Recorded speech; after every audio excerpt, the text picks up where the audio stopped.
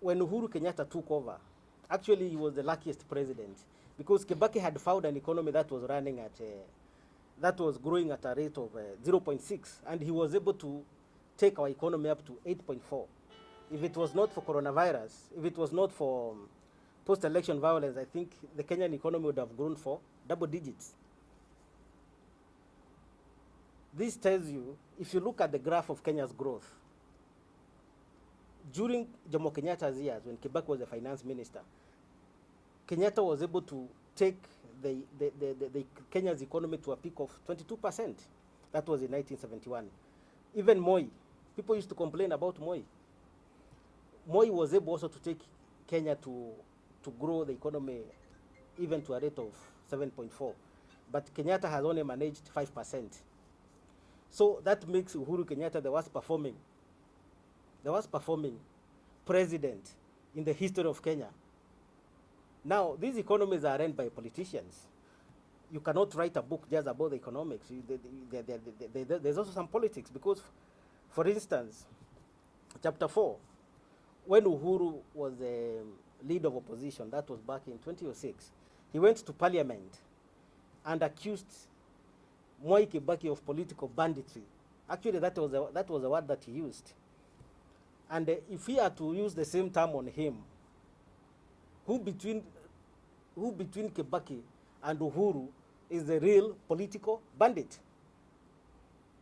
Because as we speak now, Kenya is where we were in the 1980s. Right now, as we speak, we have cabinet ministers who have to buy newspapers in the morning to read what Murathe was talking about, to read what David Murathe is saying. That is what used to happen in the 1980s. There's a sinister plot against the youth in Kenya. Actually, it is like Jubilee administration cherry-picked the areas where they had promised the youth this or that. If you look at the Jubilee manifesto of 2013, there is no one promise, be it in sports, stadiums, be it in jobs, be it in everything. There is no one promise that was fulfilled by the Jubilee government for the youth. I cannot go to the details. They are here in the book. We have things like democracy. Let's talk about democracy for a while. Kenya is not a democracy. It was a democracy. It used to be a democracy. Kenya is an oligarchy. Kenya is a country where a few people have captured the state and they treat that state like their personal property. That is why we can collect 1.6 trillion. That is what we are collecting in taxes. But we are still borrowing because all the money is stolen. I have listed from 2013, the Auditor General himself, who works for Uhuru Kenyatta, cannot even trace where 7.2 trillion went to. Talk about borrowing. We are borrowing money, but we have a lot of money. In the first 50 years since independence, Kenya only borrowed 1.8. We had only our debt burden was 1.8 trillion. But in the last 6 years, we have managed to reach 7 trillion shillings. That is domestic because of borrowing. Kenyatta has borrowed 3.3 trillion externally and 3.3 trillion internally. You know, if I can just take you back to 2002, when Kibaki took over, he initiated some policies whereby he put a lid on domestic borrowing. And the banks were forced to put their, to give money to the poor, to give money to the people who could not afford, to give money to the people who could not afford to, offer collateral and those kind of stuff.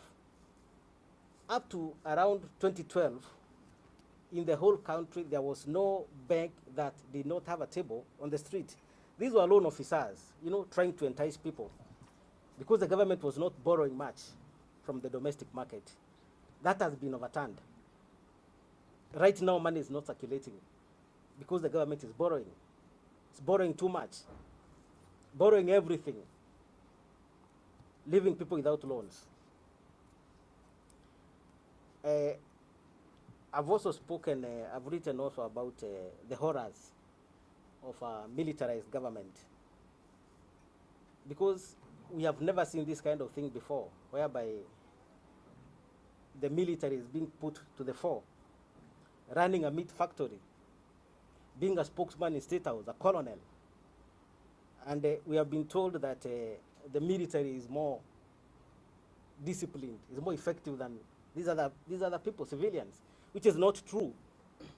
If you recall, the first time we saw soldiers, KDF, in action in Kenya's history on TV was when they were looting Westgate.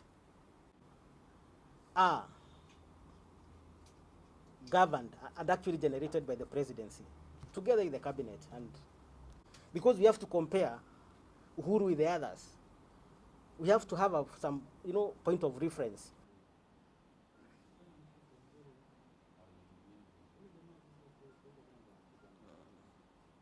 Ajani mmoja akuja.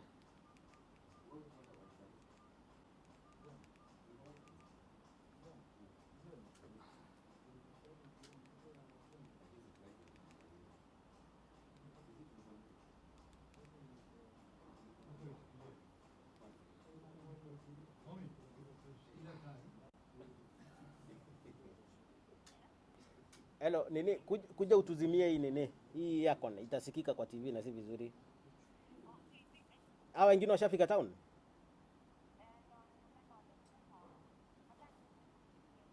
Hebu muulize ako wapi? Ni kweli. So, jana photojournalism in Kenya imerudi chini because of our Patie ulight, ile light uone kama nini. Atasimama wapi? atasimama hapa hivi. Hapa.